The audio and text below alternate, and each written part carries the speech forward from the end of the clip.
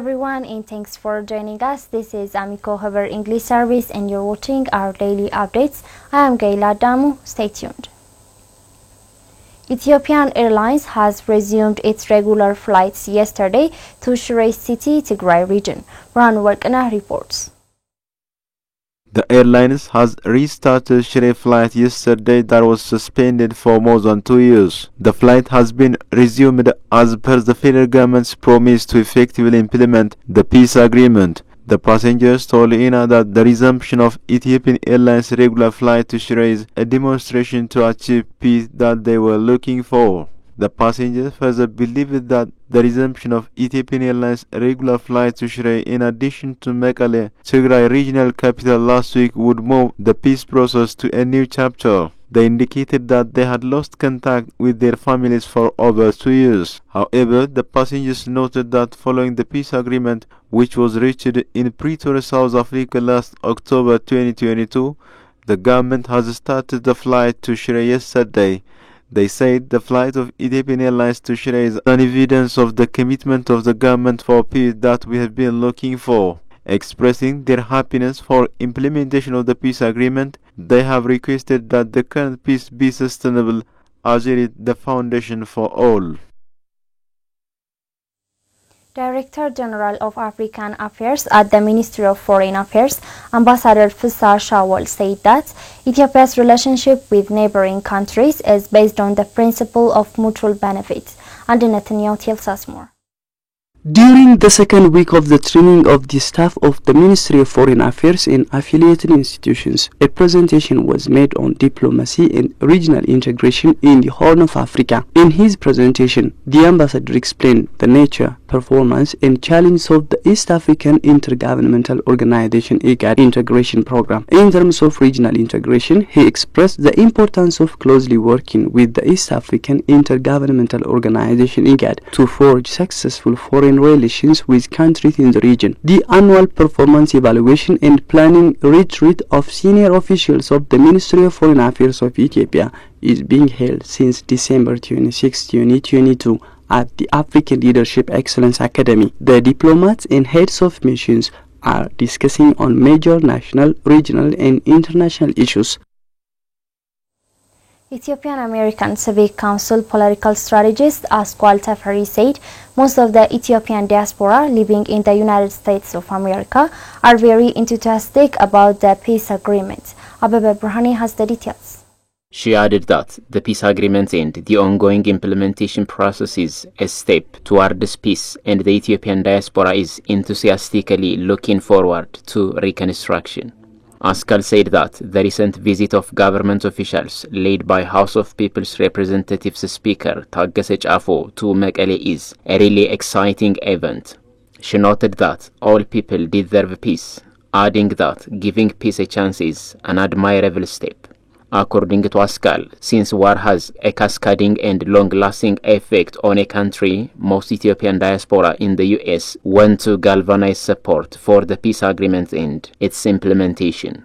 I think the diaspora is really enthusiastic about the peace agreement, where we want peace. In fact, the peace in Mekelle, when we saw it is when we landed here, that day we landed, and it's really exciting. We have to give peace a chance. We can't continue to fight. The resources that are wasted, the amount of people that died, the young generation is the future generation of Ethiopia. They can't just die. It has cascading, long-lasting effect. Now that there is peace, we can look forward to reconstruction. She said that there are countries that have become successful in bringing peace and reconciliation, South Africa being one, adding that Ethiopians can mimic their success using their own culture. Askwal pointed out that the Ethiopian diaspora has played a very effective job during the war, adding that the Ethiopian diaspora is also now engaging itself in supporting the rehabilitation of war-torn places. She stressed that the peace agreement will lend itself to more support from the diaspora. I do believe the diaspora will be galvanizing now to support in the reconstruction effort. According to the political strategist, the Ethiopian diaspora is very smart, strategic and highly organized. She said that the improvement in the US-Ethiopia relation is a good thing. However, after the peace process and its implementation, the government needs to revamp its communication strategy. The Washington visit with the Prime Minister was very successful in my view. And I think the Prime Minister won that by that trip, meaning that they were sitting around on the couch and watching a soccer game. That those pictures told great story of peace and prosperity to come to Ethiopia from the United States government. So that's very successful. We need a very good, solid communication strategy with the United States. Strengthening our relationship with the United States is key. I really do believe communication is part of it. We need to have communication as to what we're doing. Let the world know the good things we're doing in Mekelle. For example, the delivery of the medicine. Let that be broadcasted everywhere internationally, even if you have to pay for some commercial airtime with CNN. Let that be shown. That's a good strategy of communication. Ministry of Tourism disclosed that a document is being under preparation with a view to certify professional qualification in the field of tourism and hospitality services. Brown Work and Atil Sasmore. The document is expected to improve the tourism and hospitality sector by producing capable professionals appropriate to the advancement of the field. The document is being developed by Ministry of Tourism in collaboration with Ministry of Labor and Skills. Experts drawn from tourism training institutions, professional associations and other stakeholders have been also participating in the preparation of the document. Hotel, hospitality and catering services as well as food preparation skills, reception, housekeeping, laundry, pastry and bakery services are the major areas included in the professional qualification document. Tour operators and tourism guide organizations have also been a part of the services included.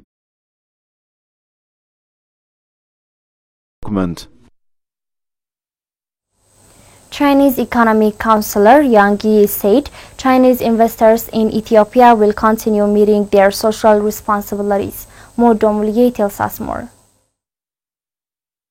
He made the remark at a handing over ceremony of 15 renovated houses for low-income elders in Addis Ababa. Speaking on the occasion, the councillor said more Chinese investors in Ethiopia will continue discharging their social responsibilities from next year to benefit the communities. For this program, 3 Chinese companies have been involved in the hope they could promote more Chinese companies to be involved next year. Ethiopian Investment Commissioner Lalisy Nemi said the Chinese embassy in Addis Ababa has been doing great job in mobilizing Chinese investors in Ethiopia to engage in investments and discharge their social responsibilities. She added there is a plan in the Commission and a direction from the embassy to include all the Chinese investors to engage in similar social responsibilities. The commissioner said Chinese companies are among the top investors in different sectors with big capital in Ethiopia, and it is exemplary to see them discharging their social responsibility. Chinese companies are contributing the top portion in the increasing foreign direct investment in Ethiopia.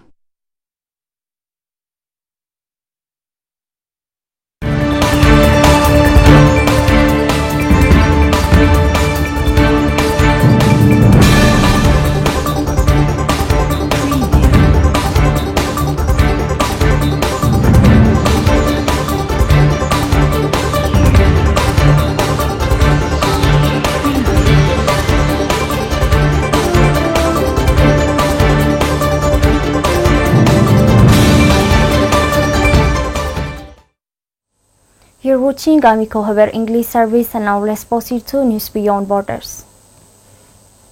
Kenyan President William Ruto said the government is working towards lowering electricity tariffs in the next 3 months. The president said the government will prioritize low-income earners and manufacturers in the tariff review process. The president also said the government will work to end Kenya's debt burden, which was affecting service delivery. He also encouraged Kenyans to plant trees to reverse the adverse effect of climate change, as CGTN Africa reported.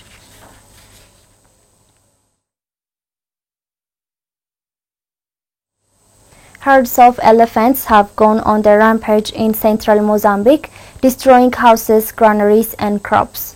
Officials in Sofala province said the animals were desperate for water as their regular sources had completely dried up. They said the elephants had been wrecking everything in their path and some families had had to abandon their homes and move elsewhere. Elephant rampages are an increasing problem in Mozambique and they are leaving conservation areas in search of food and water. The national environmental body says nearly 100 people have been killed by wild animals in the past 2 years, as BBC reported.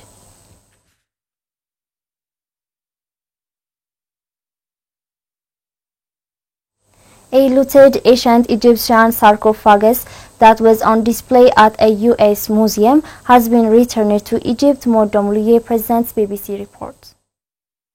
A looted ancient Egyptian sarcophagus that was on display at a U.S. museum has been returned to Egypt. The 2.9-meter long green coffin dates back to the late dynastic period, which spanned 664 to 332 before the birth of Christ, and belonged to a priest called Ankhemat. It was looted from the Abu Sura necropolis in North Egypt by a global art trafficking network which smuggled it through Germany into the US in 2008. A collector loaned it to the Houston Museum of Natural Science in 2013. The sarcophagus was repatriated after an investigation that lasted several years and was formally handed over by US diplomats at a ceremony in Cairo on Monday.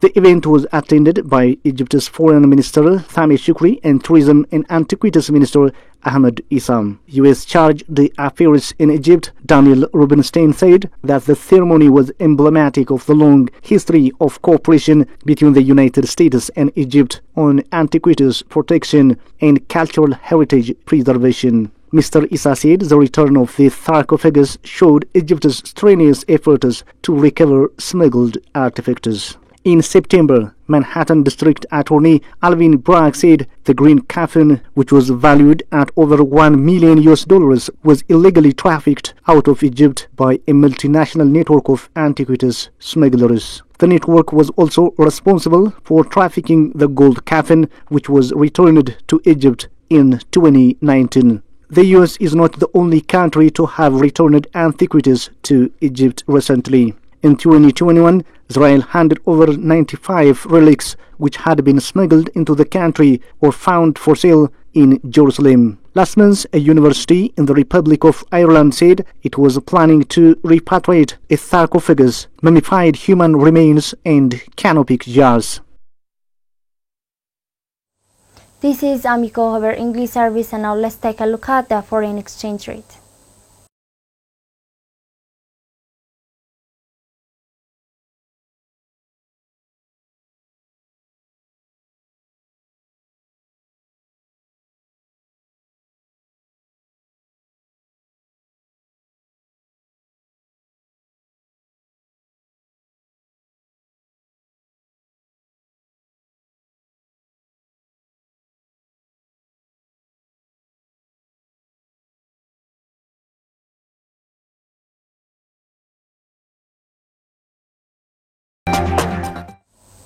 That's all the news we have for today. I'm Gaila Damu. Thanks for watching and stay tuned with the rest of our programs.